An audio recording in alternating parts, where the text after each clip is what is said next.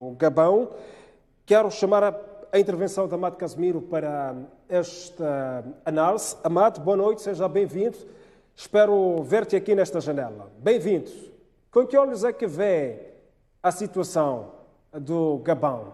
É verdade que as instituições foram todas dissolvidas com o intuito de, segundo este general Nguema, incutir democracia nestas instituições, estabelecer uma nova Constituição da República e, a partir de segunda-feira, já é esperado para, portanto, assumir a presidência. Que análise é que faz sobre estes acontecimentos? Boa noite, Mustafa. Obrigado pelo convite e boa noite extensivamente para quem nos acompanha a partir de casa.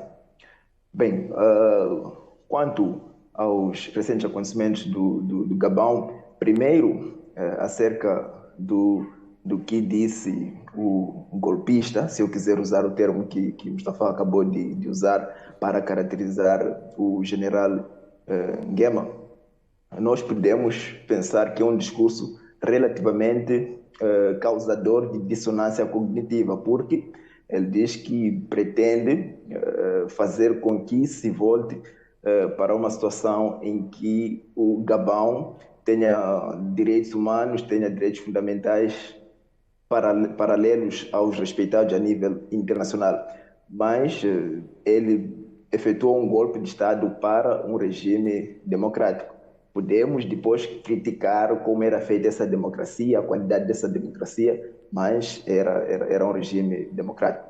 Então, a primeira análise pode ser a de que nos remete a uma provável substituição de rei por rei, se permitir-me usar a expressão rei para fazer uma metáfora de que apenas substituiu-se o líder, mas provavelmente não terão sido substituídos todas as formas que provavelmente tenham feito com que houvesse esse golpe de Estado, que não é o primeiro em termos de tentativa, ao menos em 2019 nós também tivemos uma tentativa rápida de golpe de Estado contra o mesmo regime de Ali Bongo, que não se efetivou. E vamos ver se esta vai se efetivar, mas é um golpe de Estado que demonstra alguma disrupção em termos dos outros golpes de Estado que têm acontecido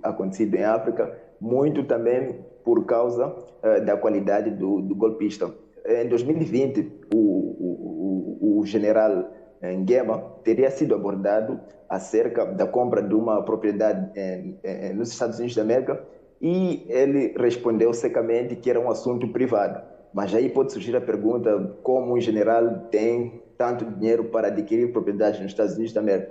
Então, esses dados desconfortam a provável qualidade democrática do golpe de Estado. Aliás, é um paradoxo considerar o golpe de Estado uma atividade democrática. Pois bem, está a abrir aqui, Amado Casimiro, a hipótese de general Brice Nguema estar ao serviço de algumas entes exteriores ou internacionais. Bem, eu ainda não teria dados suficientes para poder corroborar a ideia de influência estrangeira para a ação do general Nguema, mas nós nunca podemos excluir a influência estrangeira nas ações dos Estados, principalmente ao nível desse golpe de Estado. Mas há um termo que nós usamos e está a ser usado agora quando se analisa golpes de Estado dessa natureza nas relações internacionais, que é golpe de palácio. Normalmente e tradicionalmente, em relações internacionais, quando se estuda golpe de Estado, percebe ser um movimento relativamente popular, mesmo que seja feito por militares, mas que demonstra algum sentimento popular. Entretanto, este golpe de Estado demonstra essa característica de golpe de palácio porque embora tenhamos visto algum apoio popular, nós percebemos que o golpista não tem um histórico em termos de não pertença ao que ele está a golpear. O golpista fazia parte do próprio sistema político que ele está a golpear e beneficiou-se de forma extremamente elevada do sistema político que ele acaba de golpear.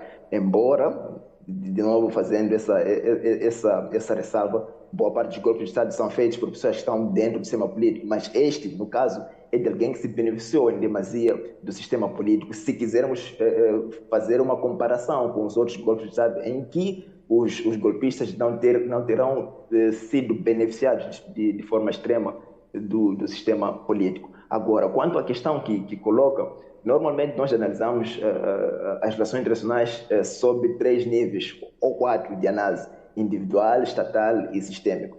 E, se quisermos trazer o envolvimento de entidades externas, poderíamos chamar os países que têm interesses no Gabão, que é um país rico em petróleo, manganês, além de outros recursos que são recursos que os outros estados precisam e vão procurar ter acesso fácil para o seu desenvolvimento econômico.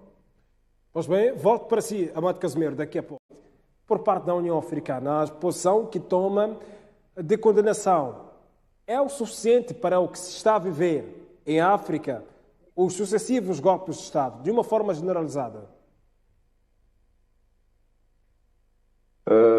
Para responder essa questão, talvez seja importante fazer uma contextualização sobre como surgem e como são operadas as organizações internacionais, como o UE, a União Africana.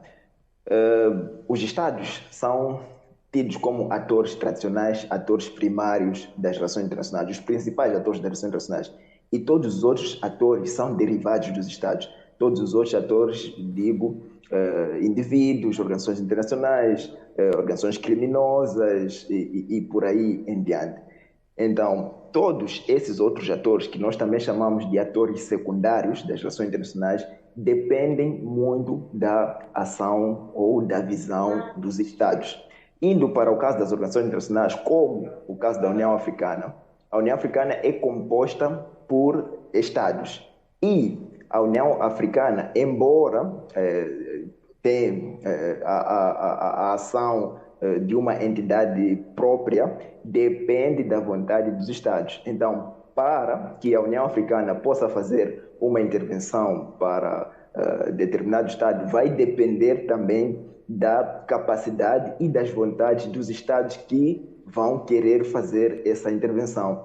Porque, de forma independente, a União Africana não tem uma força da União Africana, embora tenha sido essa tentativa de viabilizar essa força para questões de paz e segurança, e mesmo que exista em termos documentais, para que se materialize, serão os Estados a contribuir para essa força, porque a União Africana não é um Estado independente por si só, precisa dos Estados que fazem parte dela para poder fazer ações dessa natureza. Então, é aí onde entra a dificuldade de ação das organizações internacionais, e alguns chamam isso de inoperância das organizações internacionais. É por isso que eu também vejo uma dificuldade por parte da União Africana, e os apelos vão ser o máximo que possa fazer, salvo se houver uma disrupção e um Estado com algum poder fazer movimentos, passa a repetição, poder fazer movimentos para que se efetive uma intervenção para o caso do Gabão, mas é remota essa possibilidade. Por quê? Porque Ali Bongo é um líder que já não oferece muito em termos de perspectivas temporais.